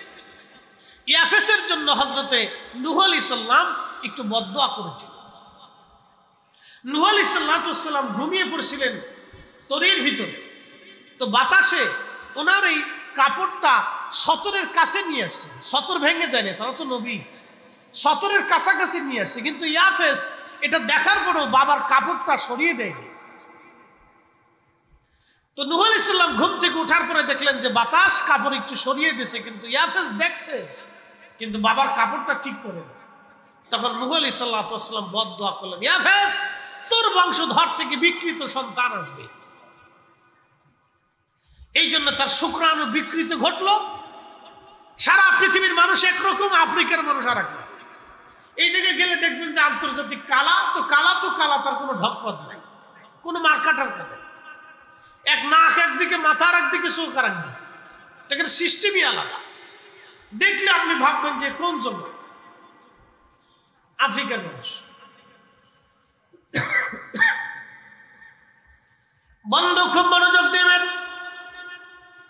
হযরত হাম আলাইহিস সালামকে ঈসা রুহুল্লাহ জিন্দা করলেন, বিরাট বড় লম্বা। বুঝতেই পারতেছেন আদম শফিউল্লাহ লম্বা ছিলেন 60 হাত। একসাথে কোন আল্লাহু আকবার। কয় হাত? আদম আলাইহিস সালাম লম্বা ছিলেন 60 হাত। তার 3 পুরুষ পরে হযরত নূহ আলাইহিস সালাম। নূহ আলাইহিস সালামের বেটা তাহলে কত হাত লম্বা? 60 হাতই ছিলেন। 59 হাত যদি ধরেন তাহলে বিরাট বড় লম্বা। দাঁড়িয়ে গেলেন ঈসা রুহুল্লাহর উম্মতের সামনে। ঈসা নবী বললেন, হাম, তুমি কি আমাকে চিনছো? বলে, হ্যাঁ আল্লাহর নবী, আমি চিনছি, আপনি আল্লাহর নবী। ঈসা রুহুল্লাহ, আমি হাম, হযরত নূহ আলাইহিস সালামের বেটা। হযরত ঈসা নবী বললেন, হাম, বলো তো তোমার ইন্তেকালের সময় তোমার চুলগুলি কি সাদা ছিল না কাঁচা ছিল? হযরত হাম বললেন, হুজুর, আমার ইন্তেকালের সময় আমার চুল কাঁচা ছিল, দাড়ি কাঁচা ছিল, আমি যুবকের মতো ছিলাম, সুঠাম ছিলাম। তাহলে বলো তোমার চুল দাড়িগুলি কেন সাদা হয়ে গেল? হযরত আপনি যখন কুম বিসমিল্লাহ বলে আমাকে ডাক দিলেন আখিরাতের চিন্তায়, হাসরের চিন্তায় আমার চুলগুলি সাদা হয়ে গেল। একবার জোরে বলা যাবে কি আল্লাহু আকবার? আমার হাসরের চিন্তায় চুলগুলি সাদা হয়ে গেল। হাসরের ভয়াবহতায় আমার চুলগুলি সাদা হয়ে গেল। হাসরের চিন্তায় আমার চুলগুলি সাদা হলো। নবীজি বললেন আমার উম্মতেরা রে শোনো, হাসরের মাঠ এত কঠিন হবে, সূর্য থাকবে মাথা বরাবর মাত্র 1.5 থেকে 2 মাইল মাথার উপরে। যে সূর্যটাকে আপনি আজ দেখেন বিরাট তাপ, এই সূর্যটা 200 কোটি ডিগ্রি সেলসিয়াস তাপমাত্রা। এই সূর্যটা 200 কোটি ডিগ্রি সেলসিয়াস তাপমাত্রা। এই সূর্যটা যদি পৃথিবীতে নিচে নামিয়ে দেওয়া হয়, সারা পৃথিবী পুরে সারকার হয়ে যাবে। হাসরের ময়দানের সূর্যটা থাকবে দুনিয়ার সূর্য থেকে 70 গুণ বেশি পরিমাণে, 70 গুণ বেশি পরিমাণে, 70 গুণ বেশি পরিমাণে তাপমাত্রা। ওই তাপের কারণে মানুষের শরীর পুড়ে ঝলসে যাবে না, ভিতর থেকে পুড়ে পুড়ে আসবে, ঘাম বের হয়ে কারো থুতনি পর্যন্ত ঘামে ডুবে যাবে মানুষ, কারো বুক পর্যন্ত ডুববে, কারো নাভি পর্যন্ত ঘামে ডুবে যাবে হাসরের মাঠ। নবীজি বললেন আমার উম্মতেরা রে তৃষ্ণা এত পরিমাণে আসবে, কুকুরের জিহ্বা যেমন ঝুলে ঝুলে বের হয়ে যায়, মানুষের জিহ্বা ঝুলে বের হয়ে আসবে, কলিজা শুকিয়ে যাবে। হাউজে কাউসারের পানি ছাড়া আর কোনো পানি থাকবে না সেই দিন। হাউজে কাউসার ছাড়া আর কোনো পানি থাকবে না। আল্লাহ রসুল বলতেছেন আমার উম্মত সেই দিন শুধুমাত্র আমাকে আল্লাহ হাউজে কাউসারের মালিকানা দিয়ে দেবে। আল্লাহ আমাকে হাউজে কাউসারের মালিকানা দিয়ে দিয়েছে। সেই দিন হাউজে কাউসারের পানি আমি আমার উম্মতদেরকে টেনে টেনে এনে আমি আমার উম্মতদেরকে আগে হাউজে কাউসারের পানি পান করাবো। একবার যাকে পানি পান করাবো, কিয়ামত পর্যন্ত একবার যারে পানি পান করাবো, জান্নাতে যাওয়ার আগ পর্যন্ত পানির কথা মনে থাকবে না। একসাথে বলেন আল্লাহু আকবার। শ্রেষ্ঠ নবী দিলাম রে তরিয়ে নিতে রোজা হাসরে, শ্রেষ্ঠ নবী দিলাম রে তরিয়ে নিতে রোজা হাসরে, পথ না ভুলি তাই তো দিলে পাক কুরআনের বাণী, খুদা তোমার মেহেরবানি। সুন্দর ফুল সুন্দর ফল মিঠা নদীর পানি, খুদা তোমার মেহেরবানি। তুমি কতই দিলে রতন ভাই বাড়াদার পুত্র স্বজন, খুদা পেলি অন্ন যোগাও মানি চাই না মানি, খুদা তোমার মেহেরবানি। সুন্দর ফুল সুন্দর ফল মিঠা নদীর পানি, খুদা তোমার মেহেরবানি। হাউজে কাউসার নবীজিকে জিজ্ঞেস করা হলো হুজুর হাউজে কাউসার কি? আল্লাহ নবী বললেন সাহাবীরা হাউজে কাউসার জান্নাতের একটা নদী। মারহাবা বলো। কোথাকার নদী? জান্নাতের একটা নদী। কুরআন আল্লাহ বলেন ইন্না আ'তাইনাকাল কাউসার ফাসাল্লি লিরাব্বিকা ওয়ানহার। একসাথে বলবেন মারহাবা। এই আমার দিকে থেকে হাউজে কাউসার আল্লাহ তার রাসূলকে দিলেন। হাউজে কাউসার কেন দিলেন এবার একটু আসে। আল্লাহর নবীকে আল্লাহ হাউজে কাউসার দিলেন। ওই জামানাতে কাফেররা বলতো আল্লাহর নবী আফতার। আফতার অর্থ হচ্ছে নির্বংশ। নাউজুবিল্লাহ। কি বংশ? নির্বংশ। তো নির্বংশ বলে রসুলকে কষ্ট দিত। ভালো করে বুঝবেন, প্রিয় নবীজির সন্তান আল্লাহ যে কয়জন বেটা দিলেন, ছেলে দিলেন, রিদওয়ানুল্লাহি তাআলা আলাইহিম আজমাইন, সবাইকে আল্লাহ নিয়ে চলে গেলেন। তো নিয়ে যাওয়ার পরে আল্লাহ রসুল খুব ক্লান্ত, মন খারাপ। এদিকে কাফেররা সুযোগ পাইয়া নবীকে আফতার আফতার বলতে লাগলো, নির্বংশ নির্বংশ, ছেলে নাই তো বংশ হবে কেন? ছেলে নাই তোর বংশ হবে কি করে? শেষ। নির্বংশ বলে বলে নবীকে কষ্ট দেয়। আল্লাহ নবীর মন বেজার, কিন্তু নবীজির মন আল্লাহ বেশি সময় পর্যন্ত বেজার রাখেন নাই। আল্লাহ মনটাকে খুশি করার জন্য প্রথমে আল্লাহ বলেন, ইন্না আ'তাইনাকাল কাউসার, নবী গো নিশ্চয় আমি আল্লাহ আপনাকে হাউজে কাউসার দান করে দিলাম। জোরে বলা যাবে কি মারহাবা? এই আমার দিকে তাকান, এখানে একটা ব্যাখ্যা আছে। বলে ব্যাখ্যা কি? বুঝে, বাবা সন্তানকে বেশি ভালোবাসে, কথা ঠিক আছে না? মা সন্তানকে বেশি ভালোবাসে। এই দেখেন, সন্তান কাঁদলে মার কলিজায় ব্যথা লাগে, বাবা কাঁদলে মার কলিজায়, সন্তান কাঁদলে বাবার কলিজায় ব্যথা লাগে। আপনি আপনার ছোট্ট মেয়েটাকে একটা থাপ্পড় মারছেন, ও কান্নাকাটি করতেছে, যত সময় ওরে খুশি না করবেন তত সময় আপনার অন্তরে খারাপ লাগতে থাকে, চিনচিন চিনচিন করে ব্যথা লাগতে থাকে, খুব কষ্ট হইতে থাকে।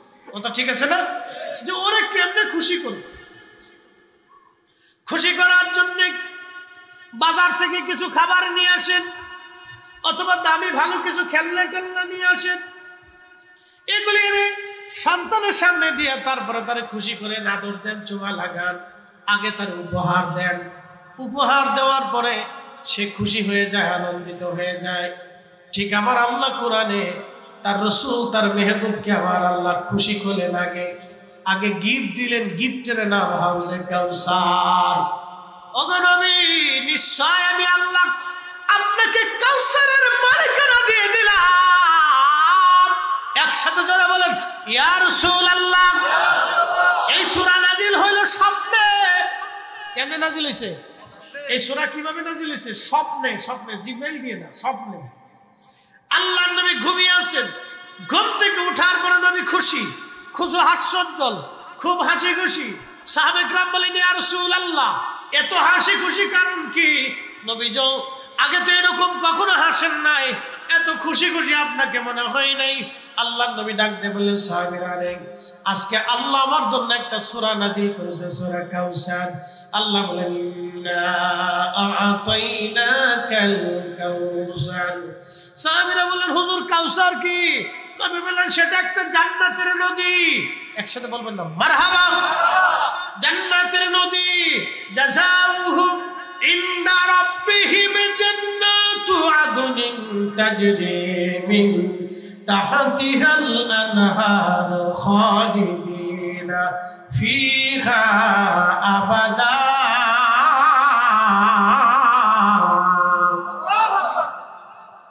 কষ্ট হচ্ছে? খারাপ লাগতেছে? শুনে যান, মেহবুব, মেহবুব বুঝে যান, মেহবুব। আমার রসুল হচ্ছেন আল্লাহর মেহবুব। মেহবুব কাকে বলে জানেন? মা যেমন সন্তানকে সবসময় খুশি করে, সন্তানরা কিন্তু মাকে তেমন খুশি করে না। সন্তানকে বেশি খুশি করে কে? মা। সন্তান হচ্ছে মায়ের মেহবুব। মা সন্তানকে বেশি ভালোবাসে। কাঁদলে মার কষ্ট হয়, ব্যথা পাইলে মার কষ্ট হয়, একটু চোখের আড়াল হলে মার কষ্ট হয়, দূরে থাকলে মার কষ্ট হয়, বিদেশে গেলেও মার কষ্ট হয়, অ্যাক্সিডেন্টে পড়লে মার কষ্ট হয়, অসুস্থ হলে মার কষ্ট হয়। মা হচ্ছে, সন্তান হচ্ছে মায়ের মেহবুব। মার চোখের মনি হচ্ছে সন্তান। আল্লাহর রসুল হচ্ছেন আল্লাহর মেহবুব। নবী বেজার হইলে আল্লাহর কষ্ট হয়, নবী বেজার হইলে আল্লাহ কষ্ট হয়, নবী রাজি হইলে আল্লাহ রাজি হয়। দেখবেন কোন মায়ের সন্তানকে যদি আপনি আদর করেন তো মা খুশি হয়, তো রসুলকে ভালোবাসলে আল্লাহ খুশি হয়, নবীর ইত্তেবা করলে আল্লাহ খুশি হয়, নবীর গোলামি করলে আল্লাহ খুশি হয়, নবীর জন্য জীবন দিলে আল্লাহ খুশি হয়, নবীর প্রেমে জীবন দিলে আল্লাহ খুশি হয়, রসুলের সাথে প্রেম করলে আল্লাহ খুশি হয়, নবীর গুণগান গাইলে আল্লাহ খুশি হয়। এই জন্য হযরতে হুসাইনের সন্তান জয়নুল আবেদিনকে জিজ্ঞেস করা হয়েছিল, ওগো ইমাম জয়নুল আবেদিন, এক সময় পৃথিবীর বহু মানুষ, বহু দল নিজেকে আহলে সুন্নাত ওয়াল জামাত দাবি করবে, আমরা প্রকৃত আহলে সুন্নাত ওয়াল জামাত কাকে বুঝবো? তখন তিনি বলেছিলেন, যারা বেশি বেশি আল্লাহ রাসূলের মহব্বত করবে, দুরূদ পড়বে, রাসূলের পক্ষে থাকবে, নবীর শান গাইবে, নবীর শানের পক্ষে থাকবে, বুঝবা ওরাই হলো অরিজিনাল আহলে সুন্নাত ওয়াল জামাত। একসাথে বলবেন আল্লাহু আকবার। না জোরে বলেন না আল্লাহু আকবার। আহলে সুন্নাত ওয়াল জামাত কিন্তু সবাই দাবি করে, কি কথা কন না কেন? আহলে সুন্নাত ওয়াল জামাত সবাই দাবি করে। ইমাম জয়নুল আবেদিন বলেছিলেন, তোমরা সে আহলে সুন্নাত ওয়াল জামাতের সময় চিনে রাখবা, যারা শানে মুস্তাফাকে প্রাধান্য দিবে তারা আহলে সুন্নাত ওয়াল জামাত অরিজিনাল দল থাকবে। বুঝতে অসুবিধা? এখন সুন্নি জামাতে থাকলে থাকেন, না থাকলে চলে যান, কিচ্ছু আসে যায়। কবর আপনার, হাসর আপনার। সামনে আগাইতেছি, হাসরের ময়দানে ঢুকেছি কেন? সামনে আরো হাসরের ময়দান আছে, শেষ হয় নাই, কেবল সামান্য একটু সিমটম বর্ণনা করছি। আল্লাহ রাসূল বললেন, সাহাবীরা আমার হাউজে কাউসার দিছে, বলে জান্নাতের একটা নদী, এই নদীর ভিতরে দুধের নহর হবে, পানির নহর, শরবত হবে, মধু হবে, আর পানি এতটাই স্বচ্ছ, নদীর নিচটা আমার আল্লাহ মণিমুক্তা দিয়ে গঠন করবে। নদীর দুই পাশটা স্বর্ণ দিয়ে নির্মাণ হবে, নদীর পেয়ালাগুলি দামি দামি জহরত মণিমুক্তা দিয়ে, হীরার টুকরা দিয়ে বানানো হবে। এই নদীর পানি এতই বরকতময় হবে, এই নদীর পাশে সুন্দর সুন্দর পাখি থাকবে, পাখিগুলি দেখতে এত সুন্দর হবে, পাখিরা এত সুন্দর, এই পাখি যারা খাবে তাদের চেহারাও আল্লাহ আরো সুন্দর করে দেবে। হযরত ওমর ডাক দিয়ে বলেন, ইয়া রাসূলুল্লাহ, ওই পাখি কি আমরা খেতে পারবো? বলে, হ্যাঁ ওমর, খেতে পারবা। তবে ওমর শুনে রাখো, আল্লাহ আমাকে মেরাজের রাত্রিবেলা জান্নাতে ঘুরায় দেখাইছে, আমি এই আমার হাউজে কাউসারের পাশে যাইয়া আমি হাত দিয়ে আমার হাউজে কাউসার ঘুরে ঘুরে দেখে দেখে আসছি। এই পানির ঘেরান এতই চমৎকার, মিশক আম্বরের চাইতে বেশি পরিমাণে ঘেরান হবে পানি। একবার জোরে বলা যাবে কি মারহাবা। শ্রেষ্ঠ নবী দিলাম রে তরিয়ে নিতে রোজাহাসরে, পথ না ভুলি তাই তো দিলে পাক কুরআনের বাণী, খোদা তোমার মেহেরবানি। প্রিয় নবী বললেন, সাহাবীরা এই হাউজে কাউসার জান্নাত থেকে আমার আল্লাহ হাসরের মাঠে প্রবাহিত করবে। একসাথে বলুন আল্লাহু আকবার। এই হাউজে কাউসারের মালিকানা আল্লাহ আমাকে দিয়েছে হাসরের ময়দানে, এর একক কর্তৃত্ব আমার, আমি যাকে খুশি তাকে নিয়ে হাউজে কাউসারের পানি পান করাবো। তবে সাহাবীরা শোনো, সবার আগে আমি নবী আমার উম্মতকে পানি পান করাবো। সাহাবীরা বলেন, হুজুর এত কোটি কোটি উম্মতের ভিড়ে আপনি আপনার উম্মত কিভাবে চিনবেন? নবীজি জবাব দিয়ে বলেন, সাহাবীরা রে, আমি আমার উম্মত এমন ভাবে চিনবো, আমার উম্মতরা 5 ওয়াক্ত নামাজ পড়বে, নামাজের কারণে তাদের ওযুর জায়গাগুলি নূর চমকাইতে থাকবে। একসাথে বলবেন আল্লাহু আকবার। চেহারায় নূর চমকাবে, ওযুর জায়গাগুলি নূর চমকাবে, অন্য কোন উম্মতের নূর চমকাবে না, শুধু আমার উম্মতের নূর চমকাবে। আমি নবী আমার উম্মতদেরকে টেনে টেনে ধরে ধরে নিয়ে হাউজে কাউসারের পানি পান করাবো। একবার যে পানি পান করবে, জান্নাতে যাওয়ার আগ পর্যন্ত পানির কথা মনে থাকবে না। তো জান্নাতের হাউজে কাউসারের পানি কারা পাবে? এরপরে আল্লাহ বলেন, ফাসাল্লি রাব্বিকা ওয়ানহার। নবী গো আপনার উম্মতকে বলেন তারা যেন নামাজ পড়ে এবং কুরবানি করে। একবার জোরে বলা যাবে কি মারহাবা। কি পড়ে? নামাজ পড়ে, আল্লাহর রাহে কুরবানি করে। কুরবানি তো হন আল্লাহর জন্য না, কুরবানি ফিরিসির জন্য। কি কথা কর না কেন? কুরবানি কি আল্লাহর জন্য আছে? কুরবানি এখন ফিরিজের জন্যই গেছে। কুরবানির ভিতর রাজনীতি ঢুকছে, কুরবানির ভিতর সমাজনীতি ঢুকছে, কুরবানির ভিতরে ফাল্লাফাল্লি ঢুকছে, কুরবানির ভিতরে আপনার ওই কি বলে কার কতটা বড় বড় করে কিনতে পারে, ফাল্লা দিতে পারে, এটার ভিতরে কুরবানি ঢুকছে। এরকম কুরবানি কিয়ামত পর্যন্ত দিবেন, শুধু পশু জবাই দিবেন কিন্তু কুরবানি হবে না। কুরবানি হবে রাহে লিল্লাহ, একমাত্র আল্লাহর জন্য, আল্লাহকে খুশি করার জন্য। সালাতের ভিতরে রাজনীতি ঢুকছে, রাজনীতির নামাজ, সামাজিক নামাজ, বিয়ে নামাজ, বিপদের নামাজ, ঠেলার নামাজ, সোরের নামাজ, জুতা সোরের নামাজ। কি কথা কন না কেন? আবার আছে পরীক্ষার নামাজ, পরীক্ষা আসলে দেখবেন ছেলে নামাজে ঢুকছে, একবারে রেজাল্ট দেওয়ার আগ দিন পর্যন্ত খুব নামাজ পড়ে, রেজাল্টও শেষ, নামাজও শেষ। রেজাল্ট দেওয়ার আগ দিন পর্যন্ত আল্লাহরে বোঝায়, আল্লাহ তুমি কিন্তু দিও, আমার বালা রেজাল্ট দিও। রেজাল্ট শেষ, নামাজ শেষ। আবার কিছু আছে সামাজিক নামাজ, বলে এটা হুজুর কি? এই সামাজিক নামাজ হলো সামাজিক নামাজে বইছে, এখন এক জায়গায় সালিশ দরবার চলতেছে, চিন্তা করলো নামাজ যদি না পড়ি তো সমাজ কি করে, তো সেটা সমাজের ডরে নামাজে গেছে, আল্লাহর ডরে যায়। আর আকাশ হলো বছরে নামাজ, সিজনওয়ালি নামাজ। বলে সিজনওয়ালি নামাজ কি? শুধু জুমার দিনে নামাজ পড়ে, বাকি অক্তের খুঁজে পাওয়া যায়। কি কথা কর না কেন? বাকি অক্তে তারে আর খুঁজে পাওয়া যায় না। এটা হচ্ছে সিজনওয়ালি নামাজ, শুধু জুমার নামাজে আসে, বাকি অক্তে তারে আর খুঁজে পাওয়া যায় না। এই নামাজ ফাওয়াইলুল লিল মুসাল্লিন, লোক দেখানো নামাজি, এটা দিয়ে নামাজ দিয়ে কাজ হবে না। এই জন্য আল্লাহ রাসূলকে আল্লাহ বললেন, হাবিব আপনি বলেন ফাসাল্লিনি ফাসাল্লিনি, তারা যেন আমার জন্য নামাজ পড়ে, ওয়ানহার কুরবানি করে, তাহলে হাউজে কাউসারের পানি তাদের নসিবে আসবে। একসাথে বলবেন না মারহাবা? না না, আরো জোরে বলে। এখন হাউজে কাউসারের পানি কারা পাবে না? এটা শুনে না, এটা কারা পাবে না? আল্লাহর নবী হাউজে কাউসারের পানি পান করাচ্ছে, ঠিক এমন সময় একদল উম্মত দৌড়ায় দৌড়ায় যায়, সহিহ মুসলিমের হাদিস, দৌড়ায় দৌড়ায় নবীজির কাছে যাচ্ছে, সামনে পর্দা পড়ে গেল। নবী বলেন উম্মতি উম্মতি, এরা আমার উম্মত, আমার উম্মত। ফেরেশতারা বলেন না ইয়া রাসূলুল্লাহ, এরা আপনার উম্মত বটে, কিন্তু আজকে হাউজে কাউসারের পানি তাদের বরাদ্দ নাই। বলে কেন?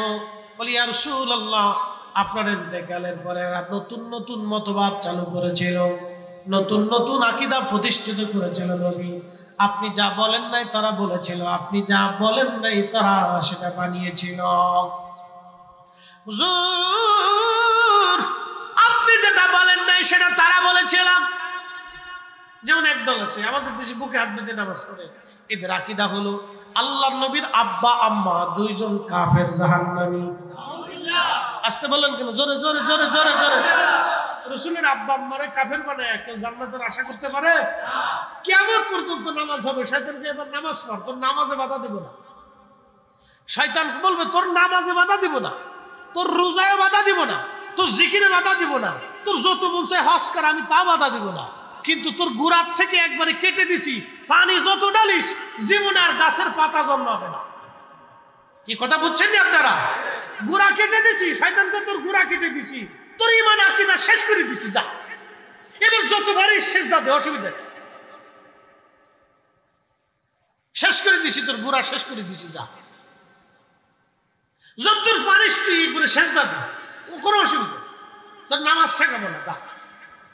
তোর গোড়ায় একবারে গোড়ার থেকে কেটে দিছি, এবার পানি যত ঢালবি গাছের কখনো আর পাতা জন্মাবে, ওটা দিন দিন শুকায় শেষ হয়ে যাবে, তোর গোড়ার থেকে কেটে দিছি, তোর ইমাম থেকে কেটে দিছি। আপনি ভাবতে পারেন রাসূল করিমের আব্বা আম্মাকে জাহান্নামী বলে আপনি জান্নাতের আশা করতেছেন? শয়তান হাসে, কয় বাপ রে বাপ, আমি 9 লক্ষ বছরে সিটারি করি নাই, আর এটা 60 বছরের জীবনে সিটারি করতেছে। কি কথা কর না কেন? 60 বছরে সিটারি করতেছে। এই জন্য ইমান বড় দামি জিনিস। সেই সময় আল্লাহর নবী বলবেন সহকান সহকান, দুরহা দুরহা, লিমান গায়রা বাদি, আমার ইন্তেকালের পরে, আমার পরে তোরা নতুন নতুন মতবাদ চালু করেছিল, সহকান দূর হয়ে যাও। আজকে আমার দরবারে কোনো হাউজে কাউসারের পানি তোমাদের জন্য মিলবে না। নামাজ পড়বে হাউজে কাউসার পাবে না, রোজা রাখবে হাউজে কাউসার হবে না, যাকাত দিবে হাউজে কাউসার হবে না, হজ করবে হাউজে কাউসার হবে না। খালি শুধু আকীদার জন্য, আহলে সুন্নাত ওয়াল জামাতের অনুসারী না হওয়ার কারণে। কথা কর না গেল ঠিক কিনা? ফয়সালা আমার না আল্লাহর, আল্লাহর ফয়সালা, আমাদের কোনো ফয়সালা। এবার ভালো লাগলে আসেন, না লাগলে শুনুন, অসুবিধা। এটা নিয়ে আমরা চিন্তিত না, কারণ মনে রাখবেন আহলে সুন্নাত ওয়াল জামাত ছাড়া কোনো মা ওলির জন্ম দিতে পারে না। পারছে? কোনো মা ওলির জন্ম দিতে পেরেছে? কখনো পারে নাই। ওই যে কুতুবদিয়ার হযরতে মালিক শাহ রাহমাতুল্লাহ আলাইহি বলেন তো, আল্লাহর কুতুব, আল্লাহর বন্ধু, আল্লাহর কুতুবুল ইরশাদ, আল্লাহর মহান ওলি বলেন আপনি, উনি আল্লাহর ওলি, এতে কি কোনো সন্দেহ আসেনি আপনাদের? হ্যাঁ, সন্দেহ আছে? শাহজালাল ইয়ামানি আল্লাহর ওলি সন্দেহ আছে? 360 আলি আল্লাহর ওলি সন্দেহ আছে? কাদেরিয়া, চিশতিয়া, নকশবন্দিয়া, মুজাদ্দিদিয়া বহু আল্লাহর ওলি ঘুমিয়ে গেছেন, সন্দেহ আছে? এর কোনো সন্দেহ নাই। তারা সবাই আহলে সুন্নাত ওয়াল জামাতের অনুসারী ছিলেন এবং তারা আহলে সুন্নাত ওয়াল জামাত এদেশে উপহার দিয়ে গেছে। আরে বুকে হাত বেঁধে নামাজ পড়াটা যদি জরুরি হতো তাহলে শাহজালাল ইয়ামানি মুজাদ্দিদি 360 আউলিয়া এদেশে বুকে হাত বাঁধায়া নামাজ পড়াইয়া প্রতিষ্ঠিত কইরা শিখাই দিয়ে তারপরে চলে যাইতেন। অন্য যেহেতু নাবির নিচে শিখাইছে, এটাই অরিজিনাল। কথা কন না, ঠিক কিনা? এটা অরিজিনাল ট্রান্সফার না। আর এখন আমরা যেটা জোর করে পড়াইতে চাচ্ছি সব ডুপ্লিকেট। এর ভিতরে ভেজাল আছে, এর ভিতরে রাজনীতি আছে। কি কথা কন না কেন? এর ভিতরে কি আছে? রাজনীতি ঢুকছে, রাজনীতি আছে, রাজনীতি আছে। প্রিয় মহেশখালীবাসী খুব মনোযোগ দিবেন। এই জন্য হাউজে কাউসারের পানি আমাদের বড় দরকার। প্রথমত আপনাকে ঈমান বিশুদ্ধ নিতে হবে, আকাইদা আহলে সুন্নাত ওয়াল জামাত। দ্বিতীয়ত আপনাকে নামাজি হতে হবে এবং আল্লাহর জন্য সব করা লাগবে। যদি করতে পারেন তাহলে আশা করা যায় হাউজে কাউসারের পানি নসিবে মিলবে, নতুবা হাউজে কাউসারের পানি নসিবে হবে না। আমি এখান থেকে চলে গেলাম, চলে যাই, হাসরের মাঠ কত বড় হবে। আল্লাহ কোরআনে বললেন, তারুজুল মালাইকাতু ওয়ার রূহু ইলাইহি ফি ইয়াউমিন কানা মিকদারুহু 50 আলফা সানা। দুনিয়ার 50,000 বছর, এক সেকেন্ড করে 60 সেকেন্ডে 1 মিনিট, এক মিনিট করে 60 মিনিট, একটা ঘন্টা, একটা ঘন্টা করে 24 ঘন্টায় দিন ও রাত। 24 ঘন্টার দিন ও রাতের 65 বছরে 365 দিনে একটা বছর হয়। এক বছর করে 50,000 বছর। যত বড় হবে হাসরের একটা দিন হবে তত বড়, হাসরের একটা দিন হবে তত বড়, হাসরের একটা দিন হবে তত বিরাট। সেই দিনের 500 বছর আগে গরিবরা জান্নাতে চলে যাবে। একসাথে বললেন না আল্লাহু আকবার? না না, হয় না, আরো জোরে জোরে। সেই দিনের 500 বছর আগে, কত বছর? তাহলে 500 বছর রে 50,000 বছর দিয়ে গুণ দিয়ে দেখেন দুনিয়ার কত লক্ষ কোটি বছর হয়। সেই দিনের 500 বছর আগে ধনীদের চাইতে গরিবরা জান্নাতে হাসতে হাসতে চলে যাবে। একসাথে বলবেন আল্লাহু আকবার? না না, জোরে বলেন, জোরে বলেন। অনেকে বলে, হুজুর আমার যদি ধনী বানাইতো আমি এত দান করতাম, মক্কায় যাইতাম, মদিনায় যাইতাম, আমি এত কিছু করতাম। আমি মনে করি না, গরিব বানাই আল্লাহ আপনার জান্নাতের সার্টিফিকেট বুঝাইছে। ধনী বানাইলে আপনি অহংকারীও হয়ে যাইতে পারতেন। ঠিক আছে না? অনেক মানুষ পয়সাওয়ালা হলে কি হয়ে যায়? অহংকারী হয়ে যায়। মাটিতে আর পা পড়ে না, এমন বাপ লইলিস, বাপরে বাপ কি জমিদার, ইস ইস তোর বাপ কি? না না না, এগুলি করলে 7 পয়সা মূল্য, 4 পয়সা মূল্য। অহংকারীকে আল্লাহ পছন্দ করে, এগুলি করবেন না, সাবধান। আপনাদেরকে বলে দিয়ে যাচ্ছি, পয়সা যত হোক, অর্থ সম্পদ আল্লাহ দেয়, যত 1000 কোটি টাকার মালিক হন না কেন, সাবধান, আপনাকে বিনয়ী হতে হবে, নিরহংকার হতে হবে, নিরহংকার হতে হবে, বিনয়ী হতে হবে। আপনাকে যত বড় অর্থের মালিক হন, আপনাকে বিনয়ী হতে হবে। পৃথিবী বিখ্যাত বাদশা ছিলেন হযরতে খলিফা হারুন আর রশিদের স্ত্রী জুবাইদা। যদি কোনোদিন মক্কায় যান তো দেখবেন নহরে জুবাইদা এখনো আছে। আরাফাতের মাঠ পর্যন্ত নহরে জুবাইদা, যারা মক্কা মদিনায় থাকছেন, চাকরি করছেন, তারা জানেন নহরে জুবাইদা এখনো আছে। 25 কিলোমিটার ব্যাপী বিরাট বড় লম্বা একবারে ঝর্ণা থেকে আরাফাত পর্যন্ত একটা নহর তৈরি করে দিয়েছিলেন। আরাফাতের মাঠে হাজিরা আসলে পানির কষ্ট হবে, সেই জন্য তিনি নহর তৈরি করে দিয়েছিলেন। সেই জমানাতে তিনি আর নিজের অর্থ দিয়ে নহরে জুবাইদা তাহাজ্জুদ গুজারি নারী ছিলেন তিনি, কিন্তু রাজকোষ থেকে একটা অর্থ নিতেন না, রাষ্ট্রীয় কোষাগার থেকে টাকা নিতেন না। আচ্ছা বলেন তো, আপনাদেরকে একটা প্রশ্ন করি,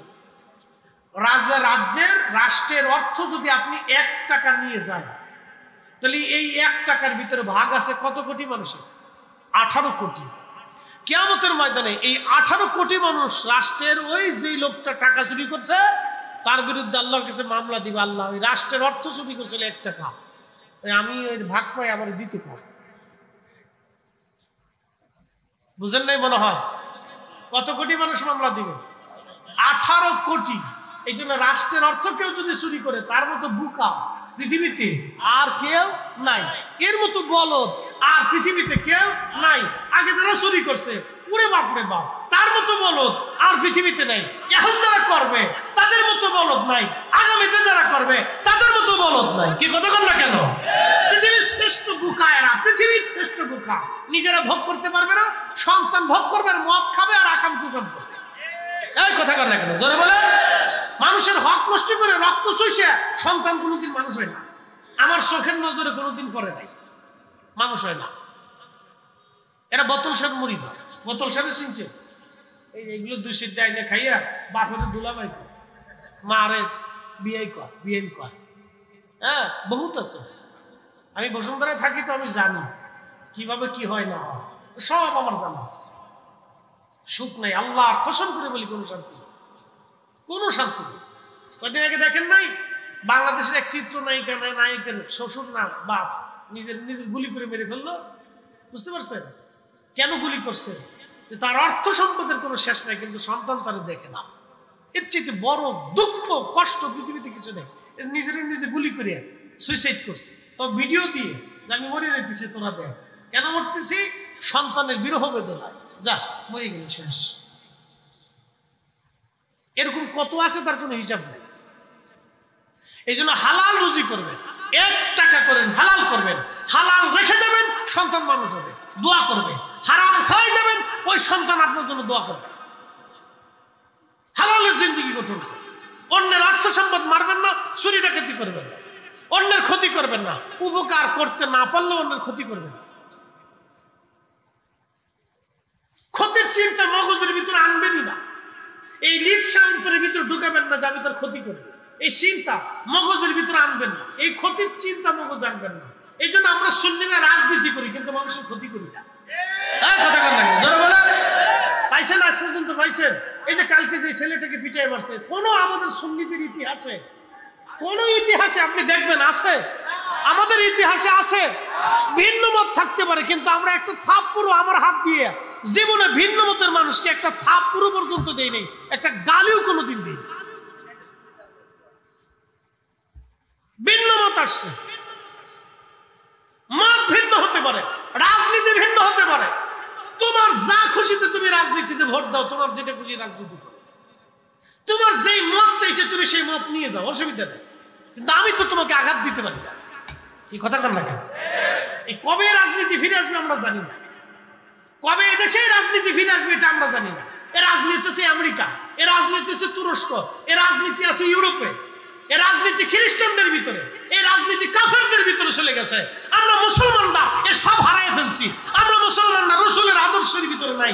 ওলিরা যেই জন্য দেশে এসেছিলেন আমরা সেই আদর্শ বাস্তবায়ন করতে পারি নাই। কিন্তু আমরা সুন্নিরা কাউরে গালিও দেই না, কাউরে আঘাতও করি না, কাউরে একটা থাপ্পড় পর্যন্ত দেই না। কি কথা কর না? আমাদের ভিতরে এই রাজনীতি। এই জন্য মানুষ মনে করে আমরা দুর্বল।